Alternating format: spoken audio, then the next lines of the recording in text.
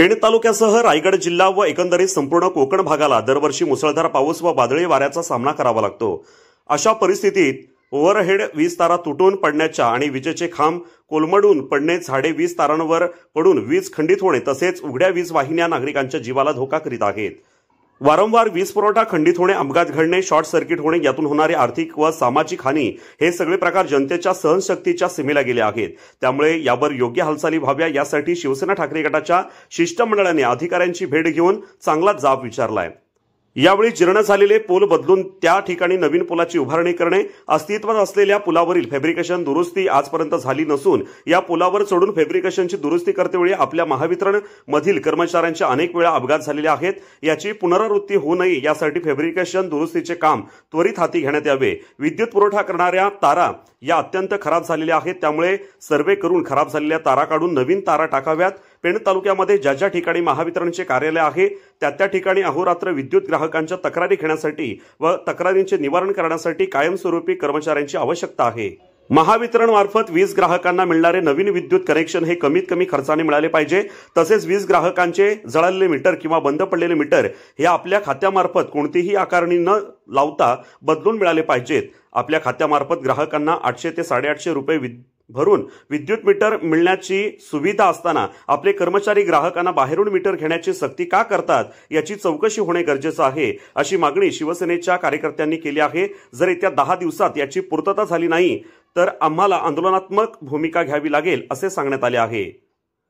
यावेळी शिवसेनेचे पेण पनवेल कर्जत संपर्क प्रमुख प्रसाद भोईर, समन्वयक नरेश गावण, माजी सभापती संजय भोईर, पेण तालुका प्रमुख समीर म्हात्रे, घनश्याम कुथे, महिला आघाडीच्या दीपश्री पोटफोडे, युवा सेनेचे समीर ढाणे, चेतन मोकल, भगवान पाटील, राजू पाटील, वसंत म्हात्रे, दर्शना जवके, महानंदा तांडेल, मेघना चव्हाण, सुरेखा तांडेल, लवेंद्र मोकल, शिवाजी म्हात्रे, चंद्रास म्हात्रे, विनोद म्हात्रे यांच्यासह शिवसैनिक मोठ्या संख्येने उपस्थित होते।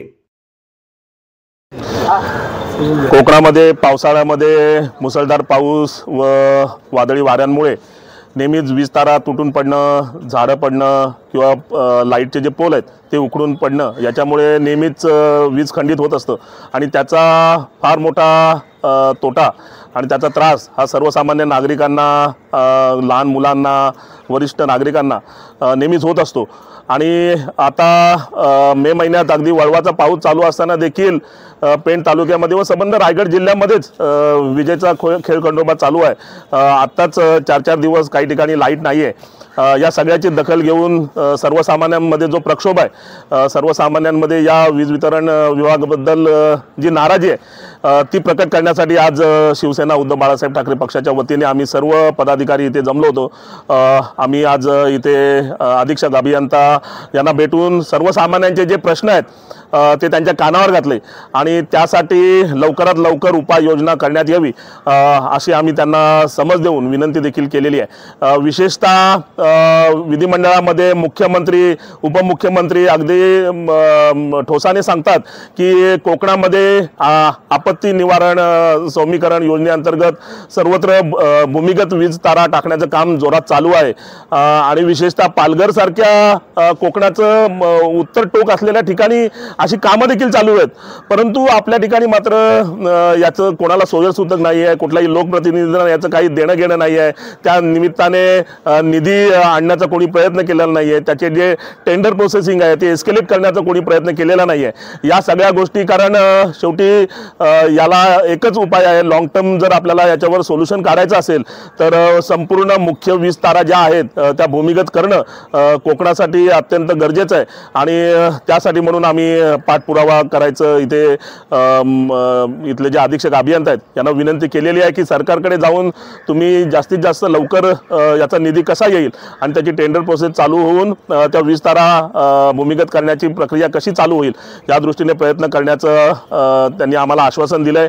त्यासोबतच जे सर्वसामान्य व्यावसायिक आहेत, ज्यांचे छोटे मोठे व्यवसाय आहेत की या विजेमुळे त्यांचं फार मोठं नुकसान होतं, अशा लोकांचं त्या वीज वितरण कंपनीकडून जे कॉम्पेन्सेशन आहे, त्यांची जी नुकसान भरपाई आहे त्याबाबतची देखील आम्ही वीज वितरण मंडळाला विनंती केलेली आहे आणि त्या संदर्भात देखील सहानुभूतीपूर्वक विचार करण्याचं त्यांनी मान्य केलेलं आहे। त्या संदर्भात ज्या काही शासनाची धोरणं आहेत ते देखील त्या अंतर्गत अशा ज्यांचं नुकसान झालेलं आहे त्यांना भरपाई निश्चित दिली जाईल अशी देखील ग्वाही त्यांनी दिलेली आहे।